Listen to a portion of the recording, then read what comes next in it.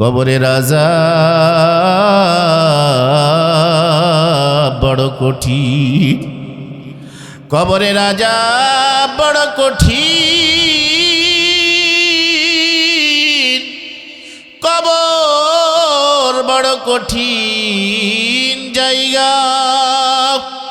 এই কবরের কথা স্মরণ করিয়া, কবরের কথা মনে করিয়া, এত বড় কঠিন তীব্র শীতের ভিতরে আপনারা যারা এখানে বসে আছেন ভাইজান রে, ওই যে যদি এই জান্নাতের বাগানটা কবুল হয়ে যায়, কিয়ামতের ময়দানে যদি আল্লাহ তাআলা এই কবুলওয়ালা জান্নাতের বাগান জান্নাতি ব্যক্তির হাতে দিয়ে যদি কয় যাও যাও জান্নাতে চলে যাও, আপনারা হাসতে হাসতে জান্নাতে যাইবেন। আর যারা জান্নাতের বাগানে আসে নাই, যারা চায়ের দোকানে, দোকানপাটে, বাড়িতে, রাস্তাঘাটে, বিভিন্ন জায়গায় আড্ডার ভিতরে মশগুল আছে, এই সমস্ত লোকগুলো সেই দিন তাকাইয়া দেখবে ওই যে আব্দুর রহমান, ওই যে আব্দুর রহমানকে দেখা যায় জান্নাতের দিকে যাইতেছে গো। এই ব্যক্তি কেমনে যাইতানে জান্নাতে যাই গো? সেই দিন আল্লাহ রাব্বুল আলামিন বলবে তোমার কানে কিন্তু পৌঁছাইছিল মাইকের আওয়াজ, তুমি কিন্তু যাও নাই। কিরামান কাতিবিনা ইয়ালামুনা মা তাফআলুন।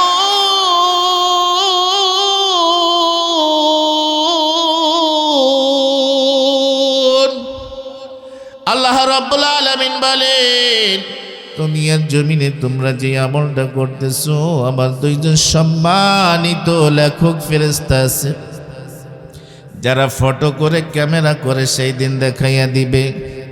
ওই যে আল্লাহ তাআলা বলেন ফামান ইয়ামাল মিসকালা যাররাতিন খায়রান ইয়ারাহ ওয়া মান ইয়ামাল মিসকালা যাররাতিন শাররান ইয়ারাহ।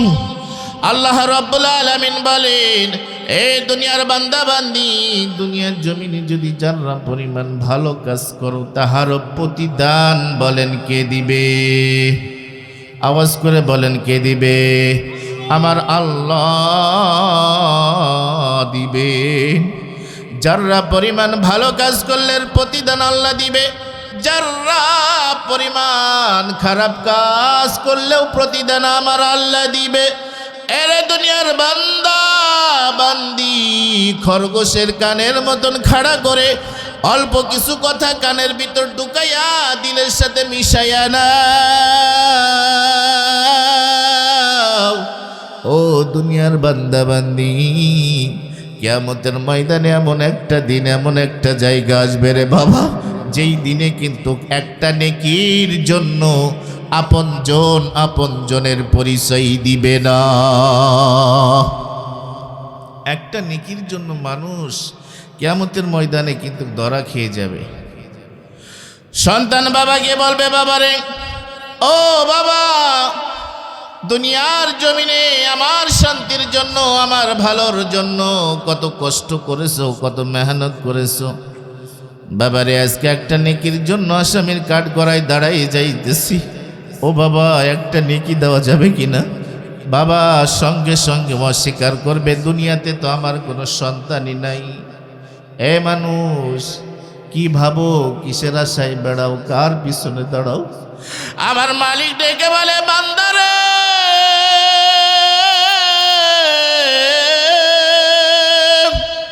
কে তোকে কি লালসা দেখাইলো রে? কে কোন লোভ দিল? যেই লোভের পিছনে দৌড়াইতেছো, আমি আল্লাহ তোরে চোখ দিয়েছি, হাত দিয়েছি, পা দিয়েছি, কথা বলার জন্য জবান দিয়েছি, দেখার জন্য চোখ দিয়েছি। আমি আল্লাহর হুকুম না মানিয়া কার পিছনে দৌড়াও? তুমি কি ভুলে গেছো? তোমার কি আমার কাছে আশা লাগবে না? তোমার কি আমার কাছে আবার দেখা করা লাগবে না? এইটা কি তুমি ভুলে গেছো রে বান্দা? আমার মালিক আমাকে আপনাকে বারবার ডেকে ডেকে কিন্তু সতর্ক করে, ও বান্দা, এই জন্য কিয়ামতের ময়দানে একটা নেকির কারণে বান্দা যখন আপনজনদের কাছে যাইবে, আপনজনেরা অস্বীকার করে বলবে আমার কোনো আপন ব্যক্তি ছিল না, আপন ব্যক্তি ছিল না। সেই দিন সন্তান পিতা আহারে স্ত্রী ভাই ভাইয়ের পরিচয় দিবে না। দুনিয়ার ইমানদার মুসলমান, আমার মালিক পবিত্র কুরআনুল কারীমের ভিতরে বলেন, ইয়াউমা ইয়াফিরুল মারউ মিন আখিহি ওয়া উম্মিহি ওয়া আবিহি ওয়া সাহিবাতিহি ওয়া বানিহি। আমার মালিক আরে যেই দিনকে আসামির কাঠ গড়ায় দাঁড়ার করাইবে, একটা নেকির জন্য বাবা সন্তানের পরিচয় থাকবে না রে মুসলমান।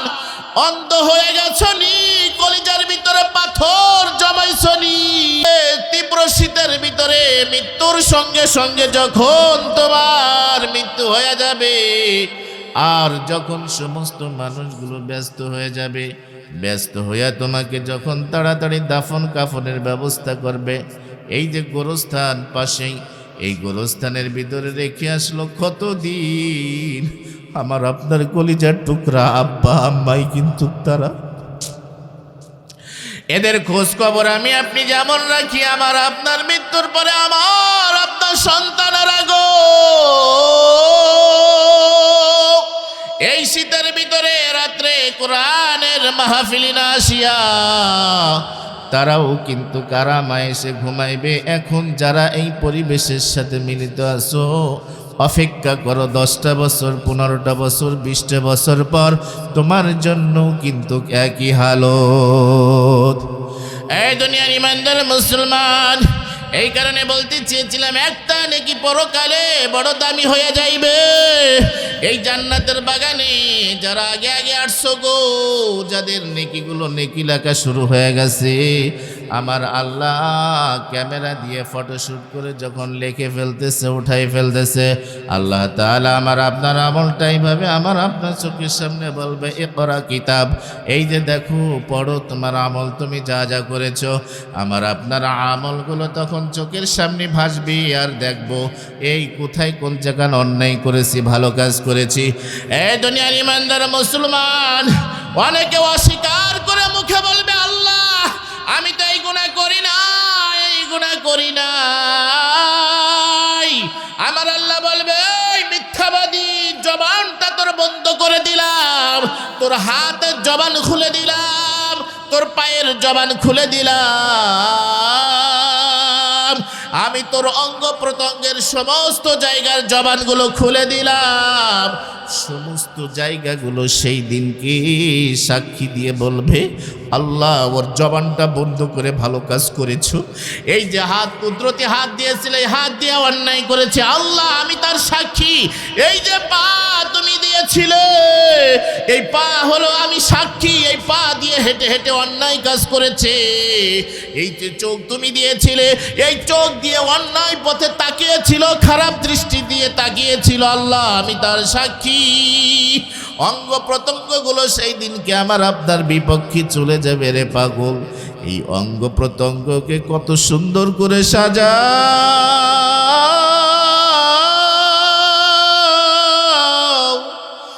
এই যে অঙ্গ প্রত্যঙ্গকে সাজানোর জন্য গো কত দামি কাপড়, কত সাজসজ্জা করিয়া নিজেকে দেহটাকে এত সুন্দর করে সাজাইছো।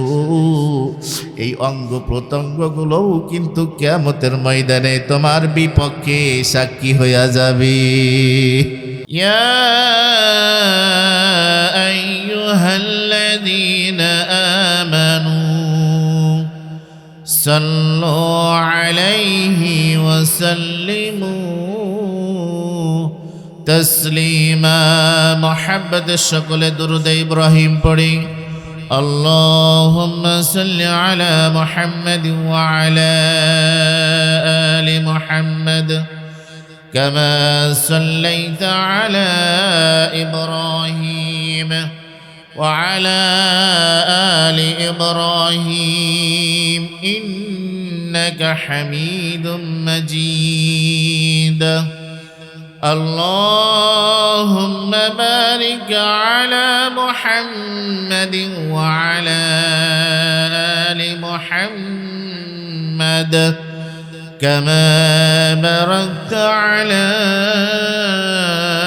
إبراهيم وعلى آل إبراهيم إنك حميد مجيد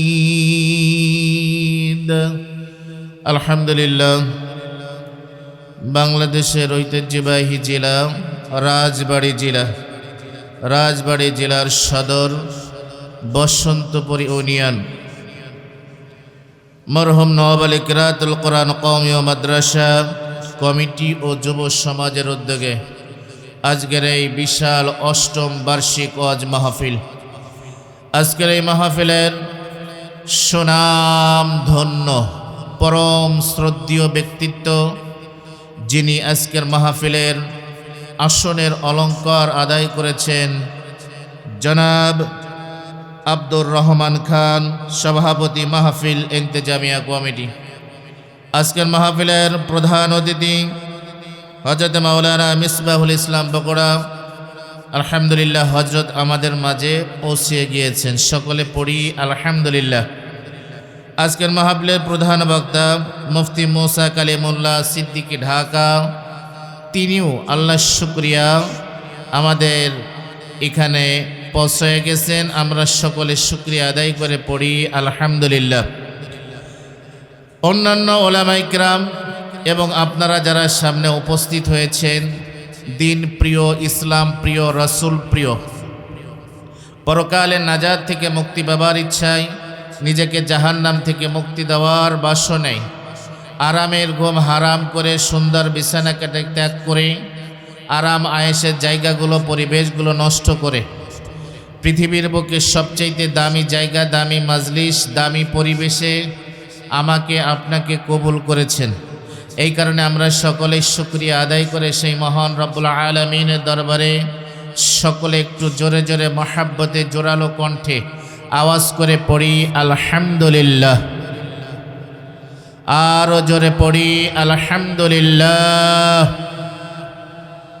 আল্লাহ সুবহানাহু ওয়া তাআলা আমাদেরকে এলাকা থেকে, মহল্লা থেকে, বিভিন্ন জায়গা থেকে যাচাই বাছাই করে পছন্দ করে তিনার পছন্দীয় বান্দা হিসেবে কবুল আর মঞ্জুর করে।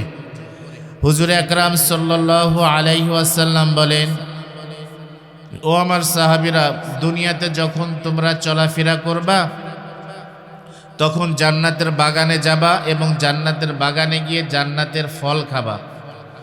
সাহাবায়ে কেরাম রাসূলুল্লাহ সাল্লাল্লাহু আলাইহি ওয়াসাল্লামকে জিজ্ঞাসা করলেন, ওগো হাবিব, জান্নাতের বাগান কোথায় আর জান্নাতের ফল কোথায়? নবী বলেন, যেই জায়গায় কোরআন এবং হাদিসের আলোচনা হয় ওই জায়গাটাই হচ্ছে জান্নাতের বাগান। সুবহানাল্লাহ পড়তেন না ভাইজান? আজকের এই জান্নাতের বাগানের আয়োজন শুরু হওয়ার আগ মুহূর্তে একটা মাঠ ছিল, এই প্রোগ্রাম শেষ হওয়ার পরও আরও একটা মাঠ হয়ে যাবে, কিন্তু যতটুকু সময় কোরআন এবং হাদিসের আলোচনা চলবে ততটুকু সময় রাসূল আকরাম সাল্লাল্লাহু আলাইহি ওয়াসাল্লামের ভাষা অনুযায়ী জান্নাতের বাগান হয়ে যাবে। চিল্লে বলা যাবে কি সুবহানাল্লাহ? আল্লাহ রাব্বুল আলামিন আমাকে আপনাকে এই জান্নাতের সুন্দর আয়োজনের সুন্দর পরিবেশে কবুল আর মঞ্জুর করেছেন। পেয়ারা হাজিরিন, এই পৃথিবীতে আল্লাহ সুবহানাহু ওয়া তাআলা সবাইকে দিয়ে সব কাজ করান না, সবাইকে দিয়ে সব কাজ করানো আল্লাহ তাআলার পছন্দেরও হয় না। পেয়ারা হাজিরিন, এইখানে আসলে একজন খুশি হন, যিনি আমাদেরকে সৃষ্টি করেছেন। বলেন তো তিনার নাম কি? আওয়াজ করে বলেন, তিনার নাম কি? এইখানে আসলে আল্লাহ তাআলা খুশি হন, এইখানে না আসলেও একজন খুশি হয়। বলেন তো তার নাম কি? শয়তান। বলেন তার নাম কি? শয়তান। এইখানে যারা এসেছেন এদের ব্যাপারে আল্লাহ তাআলার কি সুসংবাদ শুনুন। নবী করিম সাল্লাল্লাহু আলাইহি ওয়াসাল্লাম বলেন, যারা জান্নাতের বাগানে বসবে, কোরআন এবং হাদিসের আলোচনা শুনবে, এবং এইখানে বসে বসে সুবহানাল্লাহ আলহামদুলিল্লাহ আল্লাহু আকবার পড়তে থাকবে।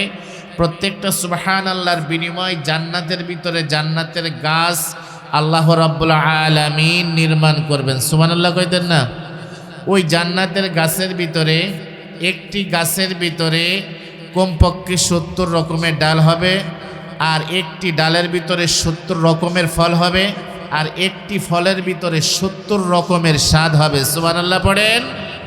পেয়ারা হাজিরিন, সেই জান্নাতের ফল আমাদেরকে এখানে বসে হুজুর আকরাম সাল্লাল্লাহু আলাইহি ওয়াসাল্লাম খাইতে বলেছেন। আমরা যারা এখানে তারাই ভাগ্যবান হয়েছি, একটু আগে ভাগে যারা জান্নাতের বাগানে আসতে পেরেছি। কথা ঠিক না বে ঠিক? পেয়ারা হাজিরিন, আমার আপনার থেকে পেয়ারা হাজিরিন, আমার আপনার কাছ থেকে যে মূল্যবান সময়গুলো চলে যাচ্ছে, সকলে একটু জিকির করি, লা ইলাহা ইল্লাল্লাহ, লা ইলাহা ইল্লাল্লাহ, লা ইলাহা ইল্লাল্লাহ, মুহাম্মাদুর রাসূলুল্লাহ সাল্লাল্লাহু আলাইহি ওয়াসাল্লাম। পেয়ারা হাজিরিন, এখানে আমরা যারা বসে আছি আমরা কেউ গ্যারান্টি দিতে পারবো না যে আগামী 1 ঘন্টা আমরা জীবিত থাকবো। কথা ঠিক না ঠিক? এই কিছুদিন কয়েকদিন আগের একটি ঘটনা, এরকমের একজন বক্তা আলোচনা করতেছেন, আলোচনা করতে করতে স্ট্রোক করে হসপিটালে গিয়ে মারা গেছে। সে কি জানতো যে তার এখানে মৃত্যু হবে? কেউ জানে না। এইখানে আমরা যারা একটু আগে ভাগে আসছি, আল্লাহ রাব্বুল আলামিন আমার আপনার আগে ভাগে নামগুলো জান্নাতের খাতার উপরে লিস্টে লিখতেছেন। সুবহানাল্লাহ কইতেন না? শুধু তাই নাই, নবী করিম সাল্লাল্লাহু আলাইহি ওয়াসাল্লাম বলেছেন, যেই জায়গাটা জান্নাতের বাগান হয় চতুর্দিকে রহমতের ফেরেশতা বেষ্টন করে রাখে, ঘিরে রেখে এক একটা ফেরেশতার কাঁধের উপরে পা দিয়ে দিয়ে দিয়ে আরশে আযম পর্যন্ত পৌঁছায় যায়। ফেরেশতারা গিয়ে আল্লাহ তাআলার কাছে বলে, রব্বুল আলামিন, আপনি কি দেখতেছেন রাজবাড়ী জেলার অন্তর্গত কোরআন এবং হাদিসের একটি আলোচনার প্রোগ্রামে আপনার কিছু পাগল বান্দারা আরামের গম হারাম করিয়া, দোকানে আড্ডা না দিয়া, সিগারেট বিড়ি না খেয়া, গরম বিছানার ভিতরে না থাকিয়া, স্ত্রীর সাথে গল্প না করে জান্নাতের বাগানের ভিতরে বসে আছে। আল্লাহ আপনি দেখতেছেননি? আল্লাহ রাব্বুল আলামিন ফেরেশতাদেরকে ডেকে বলো, ফেরেশতারা তোমরা কি সংবাদ নিয়ে আইছো বলো দেই। ফেরেশতারা বলবে, রাব্বুল আলামিন, দুনিয়ার বুকে এমন একটা জায়গা গো, যেই জায়গার ভিতরে কোরআন এবং হাদিসের আলোচনা হচ্ছে, তোমার কিছু পাগল বান্দারা মরণের কথা স্মরণ করিয়া, আব্বা আম্মা মারা গেছে তাদের কথা স্মরণ করিয়া, স্ত্রী সন্তান পাড়া প্রতিবেশী মুরব্বীদের কথা স্মরণ করিয়া, কয়েকটা নেকির ওসিলায়, আমলের ওসিলায়, আহারে খোলা আসমানের নিচে, সামিয়ানার নিচেই বসিয়া, জমিনের উপরে বসিয়া, ও মালিক তোমাকে সন্তুষ্ট করার জন্য ওখানে বসে আছে। আমার আল্লাহ তাআলা বলেন, ও ফেরেশতারা তোমরা দেখে এসে বলতেছো তোমরা জানোনি ওই জায়গাটা আমার কাছে কেমন হয়েছে? বলে, জমিন থেকে আসমানের দিকে তাকাইলে নক্ষত্রগুলো যেরকম মিটির মিটির করে জ্বলতে থাকে, যেই জায়গায় দুনিয়ার জমিনে কোরআন এবং হাদিসের আলোচনা হয়, আমি আল্লাহ রাব্বুল আলামিন তারকার মতন মিটুর মিটুর করে জ্বলতে থাকি। এ ফেরেশতারা তোমরা সাক্ষী থাকো গো, এই আমার যে বান্দারা আমাকে দেখে নাই, এই দুনিয়ার ইমানদার মুসলমান, আমি আপনি আল্লাহকে দেখি নাই, আমি আপনি জান্নাত দেখি নাই, জাহান্নামও দেখি নাই। কথা ঠিক না বেঠিক? দেখছি নাকি বাবা? এর ভিতর কেউ কইতে পারবেন হুজুর আল্লাহরে দেখেছি? এর ভিতর কেউ কইতে পারবেন হুজুর জান্নাত দেখেছি, জাহান্নাম দেখেছি? কেউ তো কওয়ার মতন নাই। আমার মালিক ফেরেশতাদেরকে ডেকে বলে, ফেরেশতারা রে, আমার এই বান্দারা আমাকে দেখে নাই, আমার জান্নাত দেখে নাই, জাহান্নাম দেখে নাই। এই কারণে সূরাতুল বাকারার ভিতরে আল্লাহ তাআলা বলেন, আলিফ লাম মিম,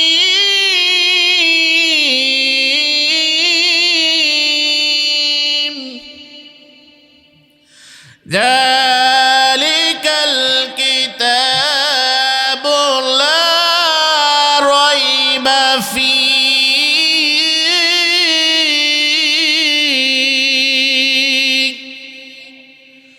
هدى للمتقين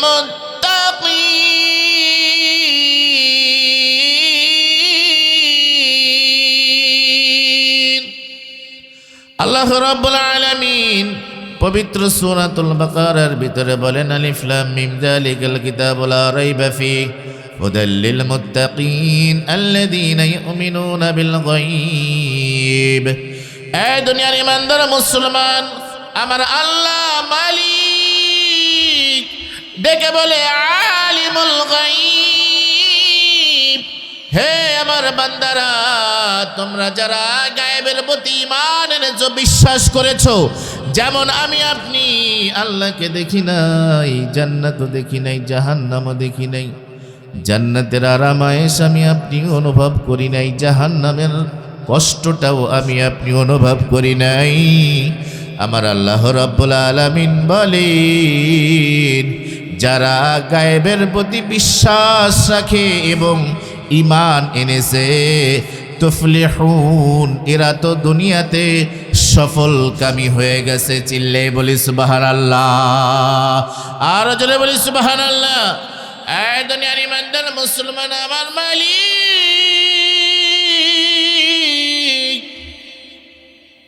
ডেকে বলে ফেরেশতারা রে, আমার বান্দাগুলো আমাকে দেখে নাই, আমার জান্নাত দেখে নাই, আমার জাহান্নাম দেখে নাই। কবরের আযাব বড় কঠিন, কবরের আযাব বড় কঠিন, কবর বড় কঠিন জায়গা। এই কবরের কথা স্মরণ করিয়া, কবরের কথা মনে করিয়া, এত বড় কঠিন তীব্র শীতের ভিতরে আপনারা যারা এখানে বসে আছেন ভাইজান রে, ওই যে যদি এই জান্নাতের বাগানটা কবুল হয়ে যায়, কিয়ামতের ময়দানে যদি আল্লাহ তাআলা এই কবুলওয়ালা জান্নাতের বাগান জান্নাতি ব্যক্তির হাতে দিয়ে যদি কয় যাও যাও জান্নাতে চলে যাও, আপনারা হাসতে হাসতে জান্নাতে যাইবেন। আর যারা জান্নাতের বাগানে আসে নাই, যারা চায়ের দোকানে, দোকানপাটে, বাড়িতে, রাস্তাঘাটে, বিভিন্ন জায়গায় আড্ডার ভিতরে মশগুল আছে, এই সমস্ত লোকগুলো সেই দিন তাকাইয়া দেখবে, ওই যে আব্দুর রহমান, ওই যে আব্দুর রহমানকে দেখা যায় জান্নাতের দিকে যাইতেছে গো, এই ব্যক্তি কেমনে যাইতানে জান্নাতে যাই গো। সেই দিন আল্লাহ রাব্বুল আলামিন বলবে, তোমার কানে কিন্তু পৌঁছাইছিল মাইকের আওয়াজ, তুমি কিন্তু যাও নাই। কিরামান কাতিবিনা ইয়ালামুনা মা তাফআলুন।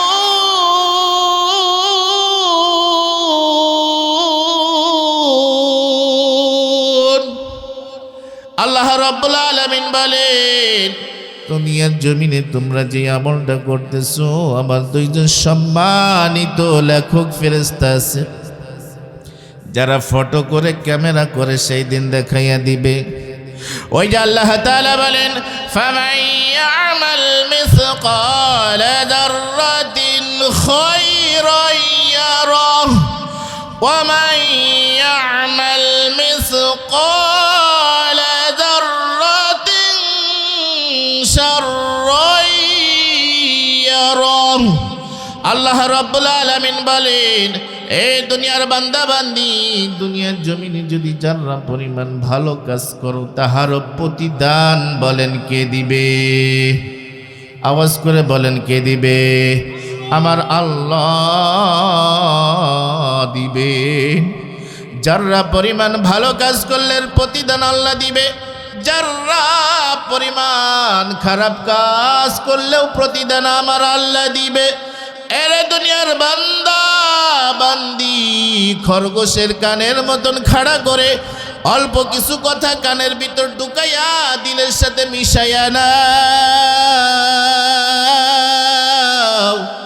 ও দুনিয়ার বান্দা বান্দি, কিয়ামতের ময়দানে এমন একটা দিন, এমন একটা জায়গা আসবে রে বাবা, যেই দিনে কিন্তু একটা নেকির জন্য আপনজনের পরিচয় দিবে না।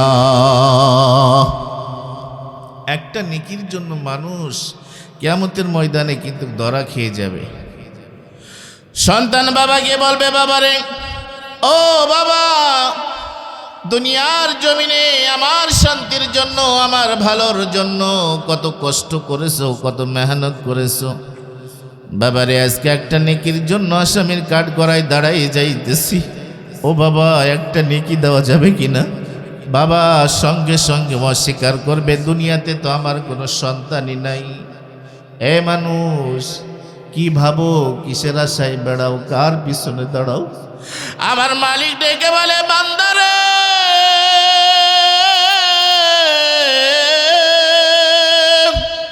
কে তোকে কি লালসা দেখাইল রে?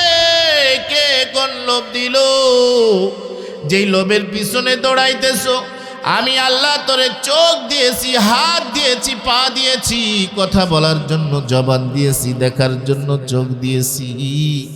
আমি আল্লাহর হুকুম না মানিয়া কার পিছনে দৌড়াও?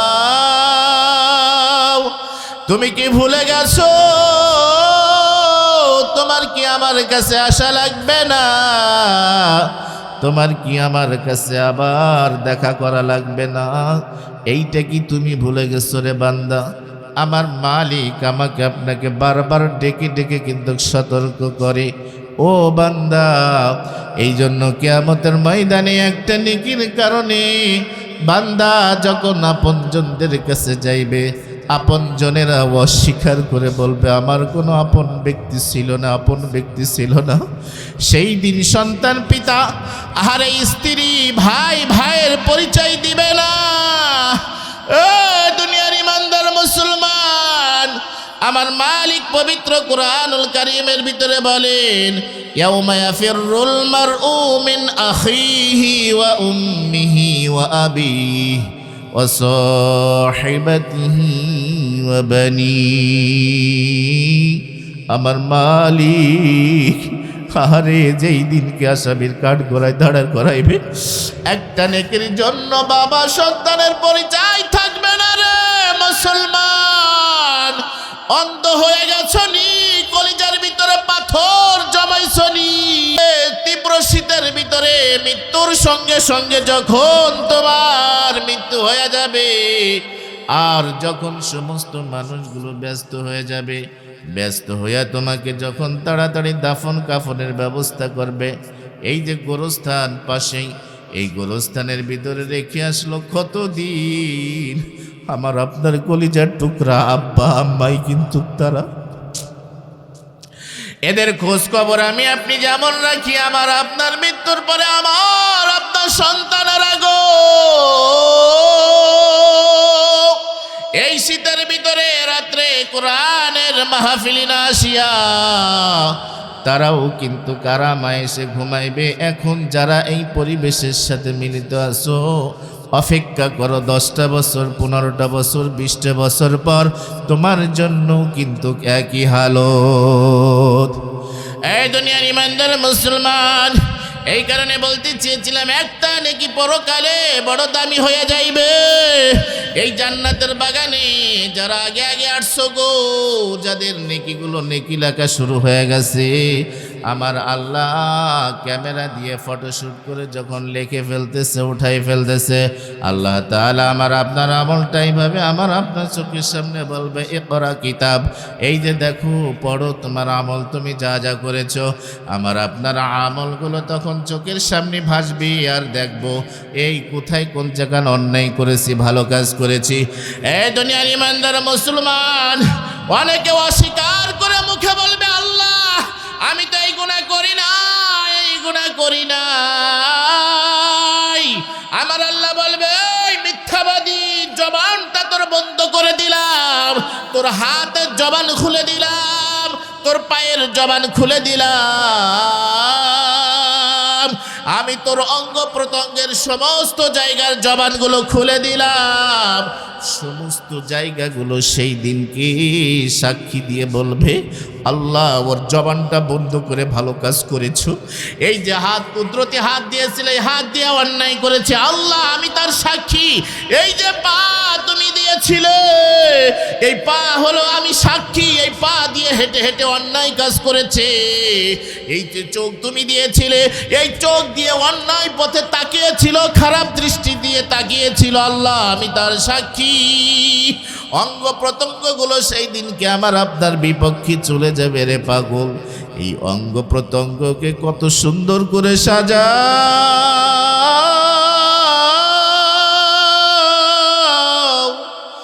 এই যে অঙ্গ প্রত্যঙ্গকে সাজানোর জন্য গো কত দামি কাপড়, কত সাজসজ্জা করিয়া নিজেকে দেহটাকে এত সুন্দর করে সাজাইছো।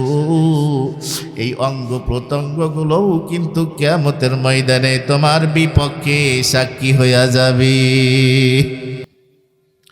এই দুনিয়ার ইমানদার মুসলমান, এই জন্য আসুন এ ভাই, দুনিয়াতে যে যতটুকু যাই করছি না কেন আর উল্টা দিকে যাইও না। আরে মালাকুল মউত আজরাইল কখন যেন আমার আপনার সামনে উপস্থিত হয়ে যায়। রসুলের একজন সাহাবী, নাম যার সালমান ফারসি রাদিয়াল্লাহু তাআলা আনহু, 120 বছর বয়সে যিনি কালেমা পড়ে মুসলমান হয়েছে। হযরত সালমান ফারসি রাদিয়াল্লাহু তাআলা আনহু ছিলেন গোলাম দাসী। মানুষ কিন্তু মানুষের বাসায় গিয়ে গিয়ে কাজ করতেন, কোনো না কোনোভাবে কোরআনের মহাব্বত, ইসলামের শান্তি দিলের ভিতরে আল্লাহ তাআলা কোনো বাতাসের মাধ্যমে পৌঁছাইয়া দেয়। এই দুনিয়ার ইমানদার মুসলমান, হযরত সালমান ফারসি রাদিয়াল্লাহু তাআলা আনহু অনেক ধনী ফ্যামিলির একজন সন্তান ছিলেন। তারপরেও মানুষের বাড়ির কৃতদাস হয়ে হয়ে একটা নয়, দুইটা নয়, 9টা মালিকের বাড়ি বিক্রি হয়েছেন। 9টা মালিকের বাড়ি বিক্রি হওয়ার কারণ সালমান ফারসি রাদিয়াল্লাহু তাআলা আনহুর মনের উদ্দেশ্য এইভাবে বিক্রি হতে হতে আখেরি জামানার পয়গম্বর মুহাম্মদুর রাসূলুল্লাহ সাল্লাল্লাহু আলাইহি ওয়াসাল্লামের একদিন দেখা পেয়ে যাব।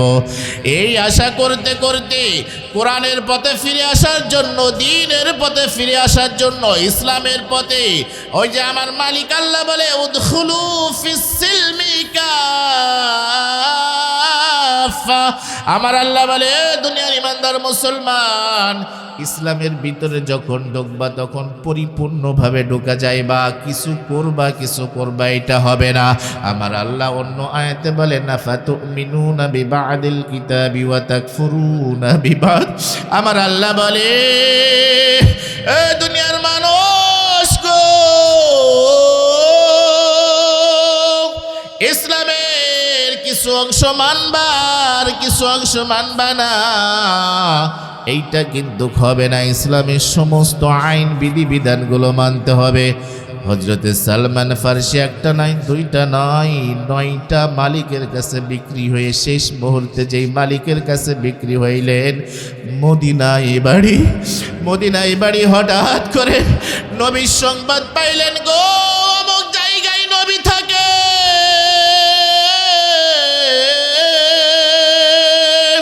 নবীর কাছে গিয়া চলে গেলেন দৌড় দিয়া। শরীরের ভিতরে ভালো কাপড় নাই, মাথার চুলগুলো এলোমেলো, চেহারার ভিতরে খুব খরগোশ দেখা যায়, সৌন্দর্য পরিবেশ নাই। নবীর কাছে গিয়ে বলতেছেন, গো নবী, আপনাকে আমি কোনোদিন দেখি নাই, কিন্তু আমার মনে কয় আপনি হবেন নবী। সিল্লে বলি সুবহানাল্লাহ, আর জোরে বলি সুবহানাল্লাহ। এ দুনিয়ার ইমানদার মুসলমান, আমার আল্লাহ আমার নবীকে এমন ভাবে দুনিয়াতে পাঠাইছে গো, নবীকে চিনার জন্য আগে তার বায়োডাটার প্রয়োজন হয় নাই, আইডি কার্ড প্রয়োজন হয় নাই, নিবন্ধন প্রয়োজন হয় নাই, বাপ মার পরিচয় জানা লাগে নাই। নবীর দিকে যখন তাকানো হয়েছে গো, সঙ্গে সঙ্গে মানুষ বলে দেছে ইনি হবে আমার নবী। সিল্লে বলি সুবহানাল্লাহ। হযরত সালমান ফারসি রাদিয়াল্লাহু তাআলা আনহু নবীকে ডেকে বলে, নবী, ও নবী, এত বছর ধরে মানুষের বাড়ি গোলামি করতেছি, একটা আশাই নবী গো। আমার নবী ডেকে বলে, কি আশায়? বলে, আপনার দেখা, আপনার কালেমা, কোরআনের আইন অনুযায়ী চলা, ইসলামের পথে পরিপূর্ণভাবে দাখিল হওয়া। এই কারণেই আজ এতটা মালিকের বাড়িতে গোলামের কাজ করতেছি। হযরত সালমান ফারসি রাদিয়াল্লাহু তাআলা আনহু নবীর কাছে সমস্ত ঘটনা খুলে বললেন। খুলে বলার পরে এবার সালমান ফারসি ডেকে বলে, নবী গো,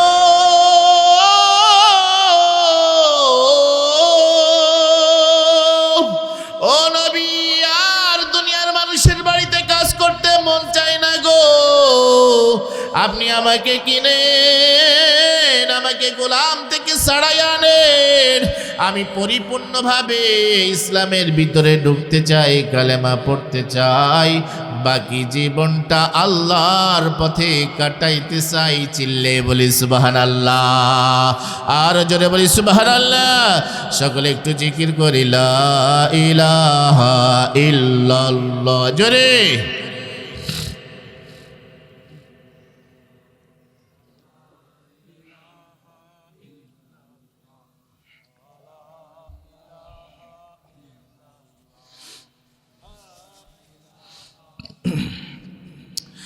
লা ইলাহা ইল্লাল্লাহ মুহাম্মাদুর রাসূলুল্লাহ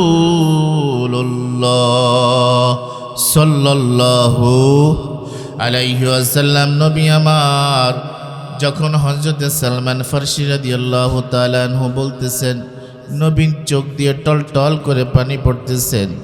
নবী এবার বলতেছে, সালমান, যাও তোমার মালিকের কাছে গিয়ে বলো তোমাকে কয় টাকা হলে ছেড়ে দিতে পারে। হযরত সালমান ফারসি নবীর এই কথা শুনিয়া একে তোর দিয়া ইহুদির বাড়িতে গিয়ে বলে, ইহুদি মালিক, আমাকে ছাড়ার জন্য কয় টাকা, কয় দিরহাম তোর প্রয়োজন? ইহুদি বলতেছে, কি রে, তোর তো পরনে একটা পোশাকই নাই, ঠিক মতন খানাই খাইতে পারিস না, এখন তুই বলতেছিস কয় টাকার বিনিময়ে তোকে ছাড়া হবে? এমন সাহস কই পাইলা? বলে, আমি আব্দুল্লাহর বিটা মুহাম্মাদের কাছে গেছিলাম, কালেমা পড়েছি, আমি এখন বাকিটা জীবন ওই রাস্তায় থাকতে চাই, আর মানুষের বাড়ি গোলামি করতে চাই না। ইহুদি এই কথা শুনিয়া গরম হয়ে বলল, যা যা যা, যে তোকে টাকা দিয়া সাহায্য করতে চেয়েছে তাকে গিয়ে বলে আয়, আমার এমন একটা বাগান, খেজুরের বাগান দরকার, যেই বাগানের ভিতরে 300 খেজুর গাছ থাকতে হবে, এবং 300 খেজুর গাছ মহিলা খেজুর গাছ হতে হবে, এবং 300 খেজুর গাছেই একসঙ্গে খেজুর ধরতে হবে। চিল্লে বলি সুবহানাল্লাহ। হযরত সালমান ফারসি এই কথা শুনিয়া নবীর কাছে আস্তে আস্তে আস্তে যে দাঁড়াইলেন। এ দুনিয়ার ইমানদার মুসলমান, হযরত সালমান ফারসি নবীর কাছে গিয়ে দাঁড়ানোর আগেই নবী ডেকে বলে, সালমান রে, মন খারাপ করিও না, তোমার সঙ্গে যেই ঘটনাটা ঘটিয়েছে আমার মালিক আমাকে জানাইয়া দিয়েছি। হযরত সালমান ফারসি নবীকে ডেকে বলে, নবী গো, যেই কথা ইহুদি বলেছে এইটা কেমনে সম্ভব? 300 খেজুর গাছ, 300 খেজুর গাছে খেজুর ধরা থাকতে হবে, একই সঙ্গে ধরতে হবে, তাও আবার বলছে নতুন করে লাগাইতে হবে। ওই খেজুর গাছ যেই দিন বড় হবে, যেই দিন একসঙ্গে খেজুর ধরবে, ওই দিনকে তোমাকে মুক্তি দেয়া হবে। আল্লাহর নবী বলে, সালমান রে, চিন্তা করিয়া না গো,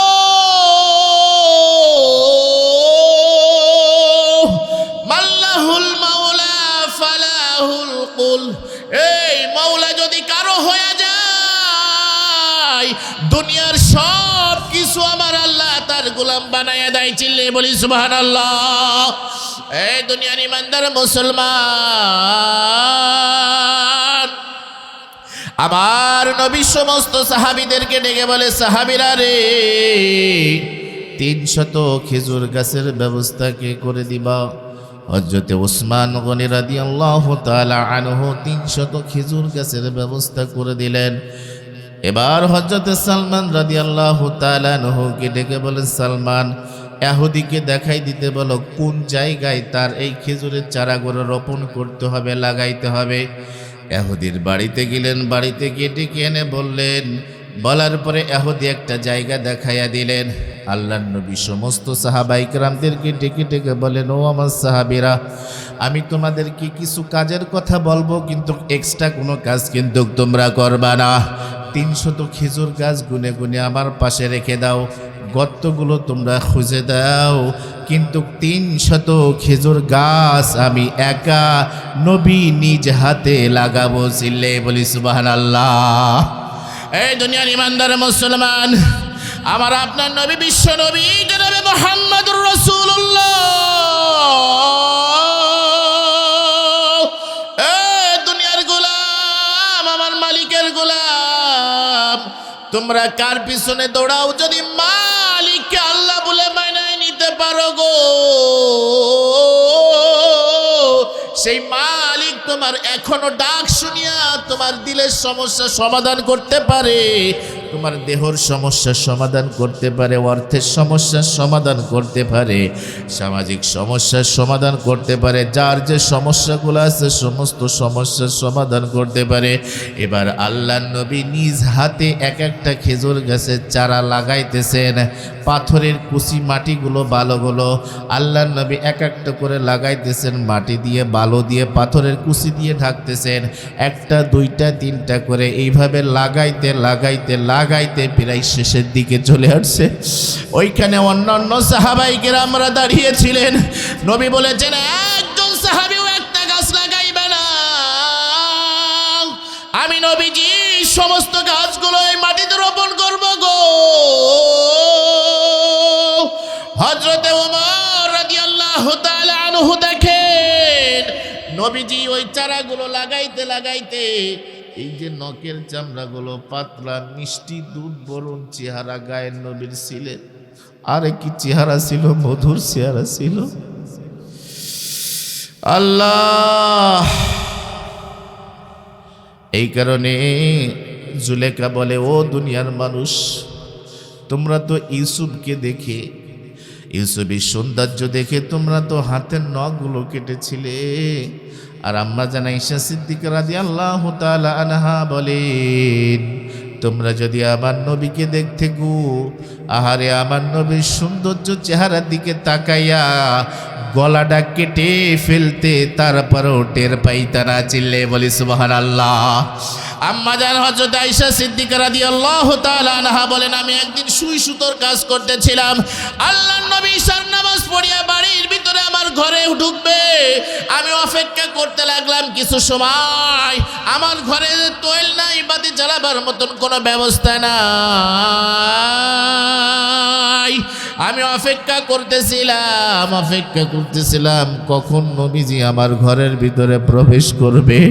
আম্মা জান আয়েশা সিদ্দিকা রাদিয়াল্লাহু তাআলা আনহা বলেন, আমি ওই দিনকে আল্লাহর নবী দরজায় এসে টোকা দেওয়ার সঙ্গে সঙ্গে, দরজা খোলার সঙ্গে সঙ্গে আমি নবীর দিকে তাকাই নাই, আমার হাত দিয়া যেই ছোট্ট সুইটা হারিয়ে গিয়েছিল আমি ওই দিকে খেয়াল করতেছিলাম। খেয়াল করে দেখি যে একেবারে ঝকঝক ফকফকা নবীর চেহারার আলোয় আমি ওই সুইটাকে খুঁজে পেয়ে গেলাম। চিল্লে বলি সুবহানাল্লাহ।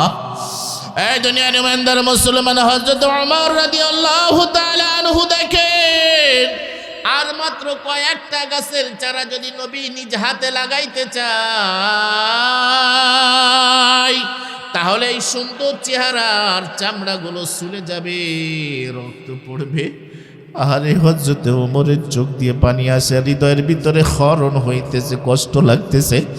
আল্লাহর নবীর দিকে তাকায়, পিছন দিক দিয়ে একটা গাছ হযরতে ওমর রাদিয়াল্লাহু তাআলা আনহু নিজ হাতে লাগাইয়া দিয়েছেন। ওমর রাদিয়াল্লাহু তাআলা আনহু চিন্তা করলেন, এই গাছটা যদি নবীজি লাগাইতে চাই তাহলে হয়তো বা চামড়াটা ছিঁড়ে যাবে, রক্ত বের হবে, আর আমি ওমর কিন্তু এইটা সহ্য করতে পারবো না। এই দুনিয়ার ইমানদার মুসলমান, আমার মালিক আমার আল্লাহ গো, আমার আল্লাহর বিধানের ভিতরে, ইসলামের ভিতরে, কোরআনের ভিতরে যারা ঢুকবা, এরা পরিপূর্ণ ইয়াকিন নিয়া, মহাব্বত নিয়া ঢুকবা। ঢোকার সঙ্গে সঙ্গে দেখবা বেলা আল্লাহ তাআলা তোমার আমার জন্য কত সহজ করে দিয়েছেন। চিল্লে বলি সুবহানাল্লাহ, লা ইলাহা ইল্লাল্লাহ। জোরে এদিকে আসুন। লা ইলাহা ইল্লাল্লাহ। আল্লাহ নবী সাল্লাল্লাহু আলাইহি ওয়াসাল্লাম পিছন দিকে তাকায়, দেখলেন আর কোনো গাছের চারা আছে নাকি, বলে নাই, সমস্ত চারাগুলো লাগানো হয়ে গেছে। আল্লাহ নবী ডান দিকে তাকানো ছিলেন, বাম দিকে খেজুর গাছের দিকে তাকাইতে তাকাইতে আমার মালিক খেজুর গাছদেরকে ডেকে বলে, খেজুর গাছের বাগান রে, আজকে তোর হাতে যার ছোঁয়া পড়েছি তাহার নামটা কিন্তু কামিলা ইলাহা ইল্লাল্লাহর পাশে লেখা ছিল। বলি সুবহানাল্লাহ। হযরত আদম আলাইহিস সালাতু ওয়াস সালাম, হযরত হাওয়া আলাইহিস সালাতু ওয়াস সালাম এই যে ভুলের কারণে দুনিয়ার জমিনে এত বছর আলাদা হয়ে থাকলেন, আরাফার ময়দানে আসিয়া আমার মালিকের কাছে হাত উঠাইছে একটা কথা মনে করিয়া। আদম আলাইহিস সালাতু ওয়াস সালাম ডেকে বলে, আল্লাহ গো, জান্নাতে থাকতে উপর দিকে একদিন তাকাইয়া দেখেছিলাম তোমার পাশে যেন কার নামটা লেখা। আল্লাহ, পৃথিবীতে এত বছর ধরে কষ্ট করলাম, স্ত্রী ছাড়া কষ্ট করলাম। আহারে, ওই যে 3টা পাতা 5টা পাতা পরিধান করে আদম হাওয়া আলাইহিস সালাতু ওয়াস সালাম আমাদের আব্বা আম্মা দুনিয়াতে আসলেন। যেই 3টা পাতা কাপড় পরে বাবা আদম হাসলেন, ওই 3 কাপড় দিয়ে আবার বিদায় নিতে হয়। যেই 5টা কাপড় দিয়া মা হাওয়া আলাইহিস সালাম দুনিয়াতে আসলেন, ওই 5টা কাপড় দিয়ে আবার বিদায় দিতে হয়। ও দুনিয়ার ইমানদার মুসলমান, যা একটু নিয়ে আসছিলাম তাই নিয়ে চলে যায়, আর দুনিয়াতে যা কামাই করছি সব কিছু থাইকা যায়। দুনিয়ার অর্থ থাকে, সম্পদ থাকে, ছেলে সন্তান নাতি পোতা থাকে গো।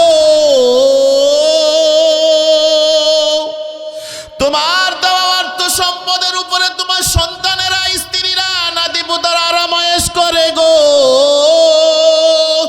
এই শীতের রাত্রে মরার সঙ্গে সঙ্গে রাত 12টার সময়ও যদি ইন্তেকাল করো, ওই বাড়ির সন্তানেরা, বিবিরা ডেকে বলবে, যা যা যা তাড়াতাড়ি লাশটাকে খাটের থেকে বারান্দায় নামাও। কথা ঠিক না বে ঠিক? এই জোরে বলেন, কথা ঠিক না বে ঠিক? এই দুনিয়ার ইমানদার মুসলমান, যাদের জন্য মেহনত করিয়া, পরিশ্রম করিয়া, মিথ্যা কথা বলিয়া, সিটারি বাটপারি বদমাইশি করিয়া অট্টালিকা বানাইছো গো, আজকে তোমার মৃত্যুর সঙ্গে সঙ্গে রাত 12টার সময় শীতের ভিতরে মসজিদে খাটিয়া নিয়া বারান্দা অথবা উঠোনে তাঁবুর নিচে শোয়াই রাখবে। কথা ঠিক কিনা? আওয়াজ করে বলে মুসলমান, কথা ঠিক না বে ঠিক? এই দুনিয়ার ইমানদার মুসলমান,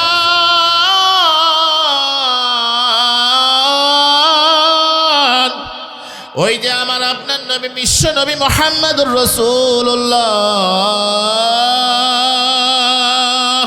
ডান থেকে বাম দিকে লক্ষ্য করতে করতে আমার আল্লাহ খেজুরের চারাগুলোদেরকে বলে দিল, খেজুরের চারাগুলো, খেজুরের বাগানগুলা তোমরা তোমাদেরকে ছোট অবস্থায় সারা অবস্থায় লাগাইছে। আমার নবী চোখের পলক ফিরাইয়া তাকাইতে তাকাইতে খেজুর গাছগুলো তোমরা পরিপূর্ণ বয়স্কওয়ালা হইয়া যাইবা এবং খেজুর গাছে খেজুর ধরে যাবা। চিল্লে বলি সুবহানাল্লাহ। আমার আল্লাহ বলে কুন ফায়াকুন হও, হয়ে গেছে। এই মুসলমান, আমার মালিক যদি আমার আপনার ব্যাপারে কোনো সিদ্ধান্ত নাই গো, আমার আপনার মালিকের জন্য কোনো ধর্মঘাট সভা সমাবেশের প্রয়োজন হয় না। আমার আল্লাহ বলবে কুন ফায়াকুন হও, হয়ে গেছে। আমার আল্লাহ বলছে গাছগুলো সঙ্গে সঙ্গে বড় হয়ে যাও, সঙ্গে সঙ্গে বড় হয়ে গেছে। গাছের ভিতরে সুপারি খেজুরগুলো ধরা হয়ে গেছে। আবার নবী তাকায় দেখে সমস্ত গাছগুলো বড় হয়ে গেছে, খেজুর ধরে গেছে। সমস্ত সাহাবাই কিরাম আহারে আনন্দ খুশিতে আনন্দ, খুশিতে আনন্দ। সালমানকে ডেকে বলে, সালমান রে যাও যাও, তোমার মালিককে বাড়ির থেকে ডাইকে আনো। হযরত সালমান দৌড় দিয়া মালিকের বাড়ি ইহুদির বাড়ি থেকে বলে, এই ইহুদি আয় আয় আয়, তোমার শর্ত পূরণ হয়ে গেছে গো। ইহুদি বলে, কিরে পাগল হইলি না কিরে, মাথা ঠিক আছে? মাত্র দেখলাম খেজুর গাছের চারাগুলো রোপণ করা হচ্ছে, এখনই কি এই খেজুর গাছ বড় হয়ে যাবে আর খেজুর ধরবে? এবার হযরত সালমান ফারসি রাদিয়াল্লাহু তাআলা আনহু ডেকে বলে, ইহুদি রে খেলা তো বোঝো নাই, আসো আসো খেলা দুই চোখে দেখার জন্য মাঠে চলে আসো। চিল্লে বলি সুবহানাল্লাহ। ইহুদি আবার মাঠে ময়দানে এসে দেখে যে 300 খেজুর গাছ, খেজুর গাছগুলো দাঁড়িয়েছে, খেজুর গাছে খেজুর ধরে গেছে। এবার ইহুদি পরীক্ষা করার জন্য 1 2 3 4 5 6 7 8 এইভাবে গুনতে গুনতে 299টা খেজুর গাছের দিকে তাকাইয়া দেখলেন। 300 নম্বর খেজুর গাছের উপর দিকে তাকায় দেখলেন খেজুর দেখে নাই। আল্লাহর নবী চোখ দুটো একটু বড় বড় হয়ে গেলেন এবং জিজ্ঞাসা করলেন সাহাবীদেরকে, ও সাহাবীরা, একটা খেজুর গাছ কি তোমরা কেউ লাগাইছো নি? চিল্লেই বলি সুবহানাল্লাহ। আর যারা বলি সুবহানাল্লাহ। এই দুনিয়ার ইমানদার মুসলমান গো, আমার নবী ডেকে বলে, সাহাবীরা রে, একটা খেজুর গাছ তোমরা কি আমার অনুমতি ছাড়া লাগাইছো? হযরত ওমর ভয়ে ভয়ে কাঁপতেছেন আর ভয় পেয়ে বলতেছেন, নবী গো, আমি আপনার হাতের দিকে তাকাইয়া দেখি আপনার হাতের চামড়াগুলো ফেটে ফেটে কষ পড়তেছে, রক্তের ছিটা ফোটা বার হইতেছিল। আমার কাছে মনে হচ্ছিল এই খেজুর গাছের চারাটাও যদি আপনি লাগান আর এই পাথরের কুচিতে লেগে সম্ভবত আপনার সুন্দর চেহারার নখটা ফেটে যাবে। আমি এইটা মনে করে দ্রুত একটা খেজুর গাছের চারা লাগাই দিছি। আল্লাহর নবী ডেকে বলে, ওমর রে যাও যাও,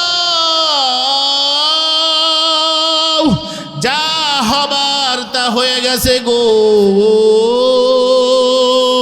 আল্লাহর নবী আবার বলেন, যাও আর একটা খেজুর গাছের চারার ব্যবস্থা করো গো। আর একটা খেজুর গাছের চারার ব্যবস্থা করলেন।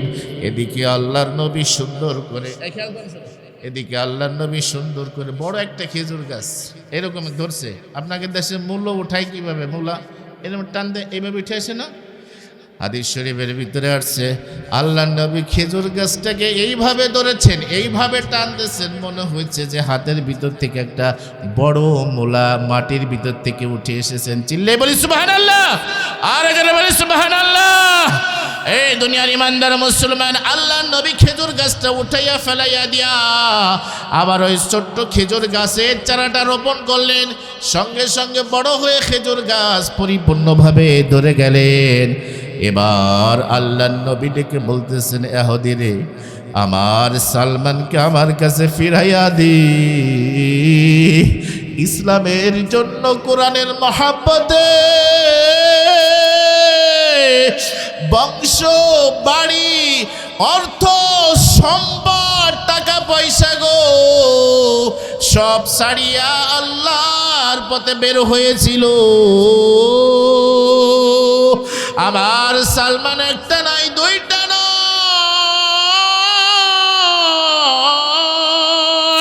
আমার সালমান 9টা মালিকের বাড়ি কাম করছে গো, 9টা মালিকের বাড়ি কাম করে করে আমার সঙ্গে দেখা করেছে। আমার সালমানের দিলের ভিতরে বড় জ্বালা, আমার সালমানের অন্তরের ভিতরে বড় জ্বালা। এহুদিরে যা যা এবার মুক্তি দিয়ে দে। এবার এহুদি চোখের পানি ছেড়ে ছেড়ে ডেকে বলে, নবী ও নবী,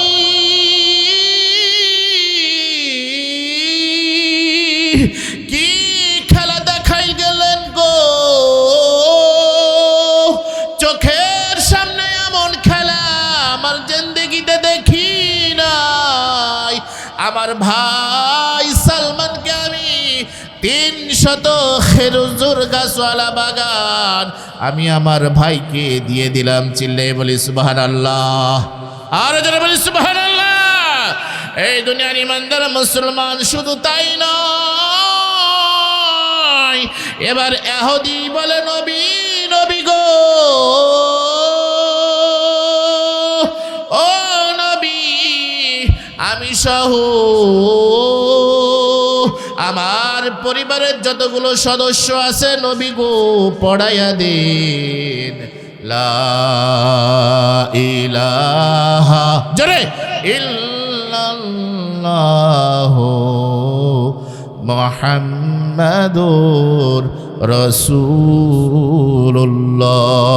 সাল্লাল্লাহু, আর যারা বলেন সাল্লাল্লাহু। এই দুনিয়ার ইমানদার মুসলমান, এই জন্য বলতে চেয়েছিলাম, এই দুনিয়ার জমিন থেকে বিদায় নিবা, কি নিয়া বিদায় নিবা? কি কামাই করছো? কত ওয়াক্ত নামাজ আদায় করেছো? কতটা নেকি সঞ্চয় করেছো? কতটা সত্যি কথা বলেছো? কতটা ভালো কাজ করেছো? কয় ওয়াক্ত নামাজ আদায় করেছো? রোজা রেখেছো? হজ আদায় করেছো? যাকাত দিয়েছো? পর্দা করেছো? এই দুনিয়ার ইমানদার মুসলমান,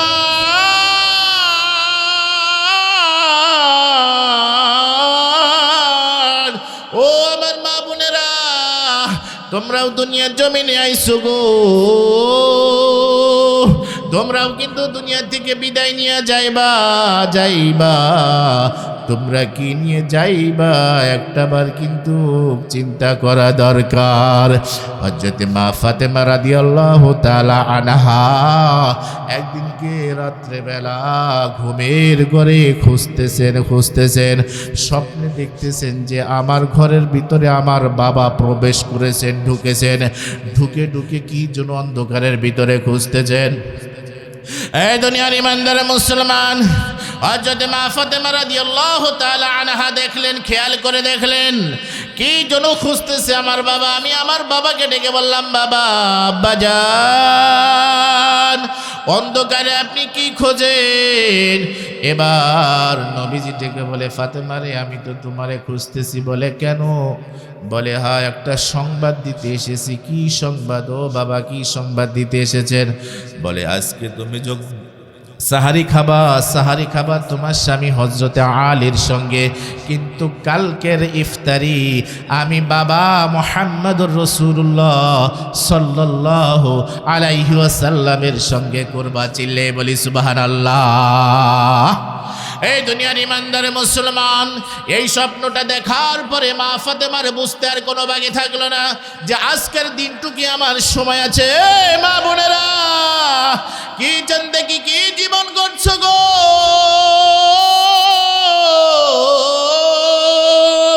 তোমাদের চাইতে দামি, সুন্দরী, রূপবতী, গুণবতী আমার ফাতেমার কোন অংশে কম ছিল না গো।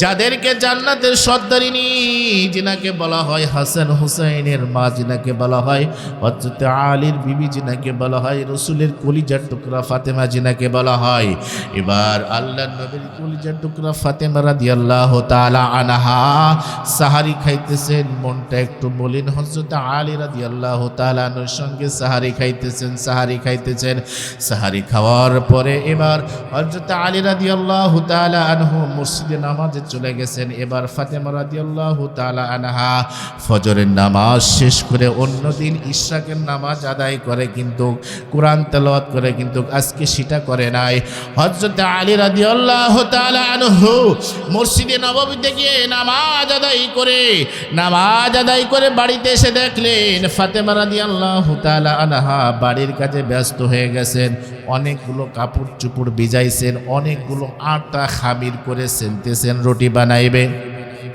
হযরতে আলী চিন্তা করলেন ব্যাপার কি আমার সঙ্গে ফাতেমা যত বছর ধরে সময় কাটাইতেছেন এত বছরের ভিতরে আজও পর্যন্ত কিন্তু আমি দেখি নাই ফজরের পরে আমার ফাতেমা ইশরাকের নামাজ সহ কোরআন তেলাওয়াত না করে যায় নামাজ থেকে উঠেছি এই দুনিয়ার ইমানদার মুসলমান মা গো সন্তানকে ভালো বানাইতে চাইলে স্বামীকে ভালো বানাইতে চাইলে ফজরের আজানের সময় উঠিয়া যাও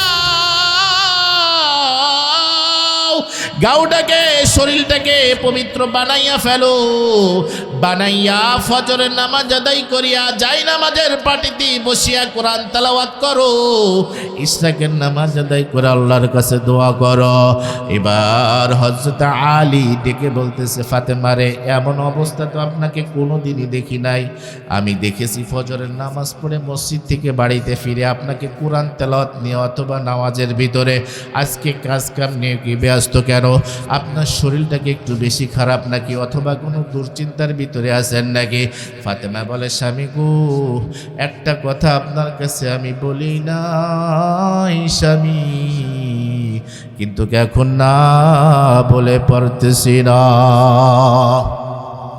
হযরত মা ফাতেমা রাদিয়াল্লাহু তাআলা আনহা বলে স্বামী গো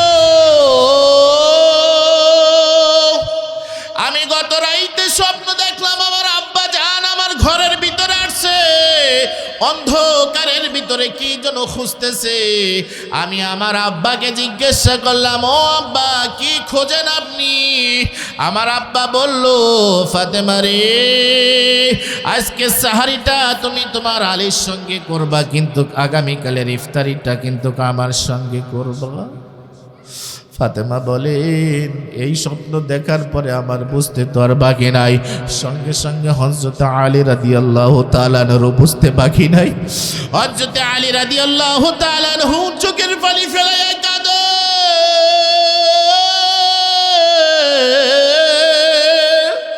মা ফাতেমা কাঁদে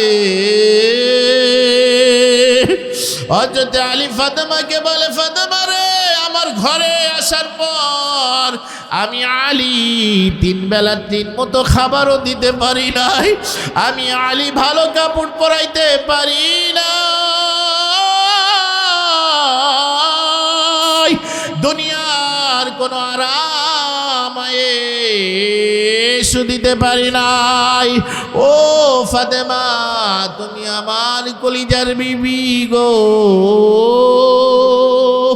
এই কথা বলে বলে ফাতেমার কাছে কান্নাকাটি করতেছেন এবার ফাতেমা আলীকে বলতেছে স্বামী গো আমি স্ত্রী হইয়া হয়তো বা আপনার হক আদায় করতে পারি নাই হয়তো বা কোনোভাবে কষ্ট দিয়েছি ও স্বামী মেহেরবানি করে আমাকেও আপনি মাফ করে দিয়েন চিল্লে বলি সুবহানাল্লাহ আর জোরে বলি সুবহানাল্লাহ সকলে একটু তাকবীর দিয়ে আজকের মাহফিলের প্রধান বক্তা ঢাকা থেকে আগত তিনি আমাদের মাঝে পৌঁছে গেছেন নারায়ে তাকবীর আজকের মাহফিলের প্রধান বক্তার আগমন আজকের মাহফিলের প্রধান বক্তার আগমন নারায়ে তাকবীর আলহামদুলিল্লাহ আজকের মাহফিলের প্রধান বক্তা সুদূর ঢাকা থেকে আমাদের মাঝে ইনশাআল্লাহ পৌঁছে গেছে আমরা যারা এখনো ডাইনে বামে মেহেরবানি করে ঘোরাফেরা করছি,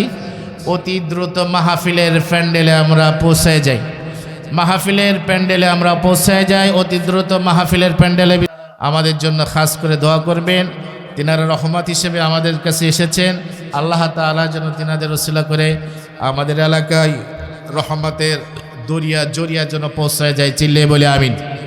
বাইরে আবার এবার মা ফাতেমা বলেন, আলী রে, আমার ভিতরেও যদি কোনো ত্রুটি থাকে গো, মেহেরবানি করে ক্ষমা করে দিবেন। এবার হঠাৎ করে হযরত হাসান হুসাইন রাদিয়াল্লাহু তাআলা আনহু চলে আসছেন। আসার পরে দেখেন আব্বাও কান্দে, আম্মাও কান্দে। হাসান হুসাইন রাদিয়াল্লাহু তাআলা আনহু আম্মাকে ডেকে বলে, আব্বাকে ডেকে বলে, ও আম্মা, কি হয়েছে আপনাদের? অন্যদিনকে হাসান হুসাইন রাদিয়াল্লাহু তাআলা আনহুকে কাছে টেনে বুকে আদর করে। আজকে মা ফাতেমা বলে, হাসান হুসাইন রে যাও যাও, আমার আব্বা জানে রওজার কাছে যাও। কিতাবের ভিতরে আসছে হযরত হাসান হুসাইন রাদিয়াল্লাহু তাআলা আনহু যদি কখনো খেলার মনোযোগ ভিতরে আসতো, যে খেলাধুলা করবে, খেলার সাথে যদি না পাইতেন, কিতাব সাক্ষী দেয় নবীর রওজার পাশে দাঁড়াইয়া দুই ভাই মুটির মুটির করে কথা বলতেন, হাসতেন আর খেলাধুলা করতেন। চিল্লে বলি সুবহানাল্লাহ, আর জোরে বলি সুবহানাল্লাহ। এই দুনিয়ার ইমানদার মুসলমান হযরত হাসান হুসাইনকে পাঠাই দিলেন মা ফাতেমা। এবার নানার কবরের পরে দাঁড়াইয়া বলে, নানা, ও নানা গো, নানা, আজকে মা জননী কেন আপনার কাছে পাঠাইল গো? এবার হযরত হাসান হুসাইনের কথার জবাব যেন ভিতর থেকে দিতেছে নবী।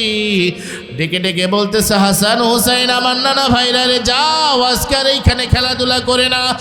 অল্প কিছু সময় তোমার মা জননী দুনিয়ার জমিনে আছে, এই অল্প সময়টা মায়ের সাথে সময় কাটাইয়া দাও। হযরত হাসান হুসাইন রাদিয়াল্লাহু তাআলা আনহু জানতে বুঝতে বাকি থাকলো না, দ্রুত দ্রুত দ্রুত মায়ের কাছে চলে আসলেন। মা বলতে চাই না। হাসান হুসাইন চোখের পানি ছেড়ে দিয়ে বলে, মা, আজকে যে তুমি আমাদের কাছ থেকে বিদায় নিবা, এই সংবাদটা নানা জান আমাদের কানে কানে পৌঁছে দিয়েছে। চিল্লে বলি সুবহানাল্লাহ। এই দুনিয়ার ইমানদার মুসলমান, আহারে ফাতেমা রাদিয়াল্লাহু তাআলা আনহা দুনিয়া থেকে বিদায় নিলেন, চলে গেলেন। ও মা জননী, হাতে ধরি পায়ে ধরি গো, তোমরাও তো দুনিয়ার জমিন থেকে বিদায় নিয়ে কবরে চলে যাবা। স্বামীর খিদমত করো, পর্দা করো, 5 ওয়াক্ত নামাজ আদায় করো, পবিত্র অবস্থায় চলাফেরা করো। এই পর্দার বাইরে চলাফেরা করো না, তাহলে কিন্তু জাহান্নামের আগুনে দাউ দাউ করে চলতে হবে। আল্লাহ সুবহানাহু ওয়া তাআলা আমাদেরকে যে সময়টুকু আমি আলোচনা করেছি, এই আলোচনার উপরে ভিত্তি করে, এই মুখতাসার কিছু কথার উপরে আমি সহ আপনাদের সকলকে আমল করার জন্য তৌফিক দান করুক। আমরা সকলে বলে আমিন, আর জোরে বলে আমিন। ওমা তৌফিক ইল্লা বিল্লাহ। আসসালামু আলাইকুম ওয়া রাহমাতুল্লাহি ওয়া বারাকাতুহু।